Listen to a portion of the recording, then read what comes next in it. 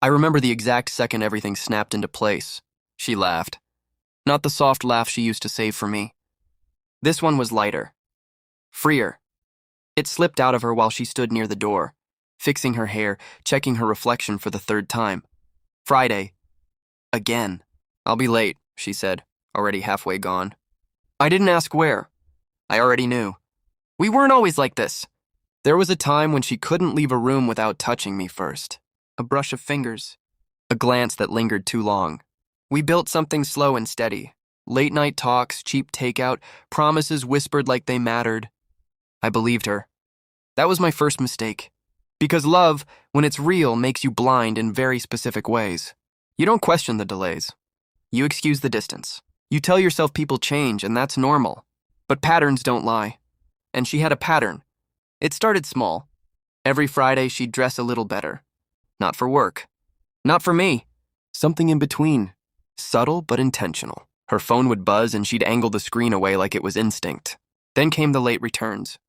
Then the silence. Then the shift. She stopped asking how my day was. Stopped sitting close. Stopped being present even when she was right in front of me. I didn't confront her. I observed. That's what people don't expect. They expect anger, noise, accusations. I gave her none of that. I gave her space. And in that space, she revealed everything. The first real crack came from a message. She was in the shower. Her phone lit up. I wasn't planning to check. That's what I told myself. But the name wasn't saved. Just a number. And a preview that read, same place. 7 p.m., missed you last week. I didn't feel rage. Not yet. I felt clarity. I didn't explode. I didn't question her. I didn't even let my behavior change. Instead, I started building something. Quietly. Carefully, I tracked the Fridays. The timing. The locations. One evening, I followed her. Kept my distance. Watched her walk into a small restaurant across town. She didn't look back. Inside, she smiled at him like she used to smile at me. That's when the rage came. But I swallowed it. Because rage is messy, and I needed precision. I hired a lawyer the next morning. Not for revenge, not yet. For protection. Every account, every asset, every document. I organized it. Secured what was mine. Documented what was hers. I built a case that didn't rely on emotion. Just facts. Then I waited. Weeks. Letting her feel safe. Letting her believe she was in control. Meanwhile, I prepared the ending. Today was Friday. The same restaurant. The same time. Only this time I wasn't following her. I was already there. Sitting 2 tables away. Hidden in plain sight. They didn't notice me. Why would they? People like them never expect consequences. They live in moments, in stolen hours, in the illusion that secrets stay buried. I watched them laugh. Watched him reach across the table. Watched her not pull away. Good. Let her enjoy it. Because this was the last time she would. 7:42 p.m. Right on schedule. The delivery guy walked in. Box in hand. Medium-sized. Wrapped clean, neat, deliberate. He approached their table. Delivery for Sarah, he said. She frowned, confused. That's me. I leaned back slightly, just enough to see her face clearly. Curiosity first. Then hesitation. Then she opened it.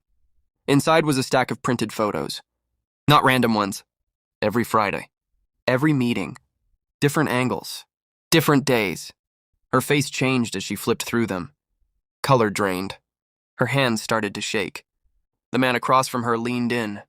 What is that? She didn't answer. Because at the bottom of the box was the envelope. That's when I stood up. Slow, calm, controlled. I walked to their table like I belonged there. Because I did. Her eyes met mine. And in that moment, everything collapsed for her. Enjoying Friday? I asked. No one spoke. The restaurant noise faded into nothing. Just the 3 of us. And the truth. I was going to confront you, I said, placing my hand lightly on the table. But I realized, you don't deserve confrontation. I tapped the envelope. You deserve consequences. She didn't touch it. So I opened it for her.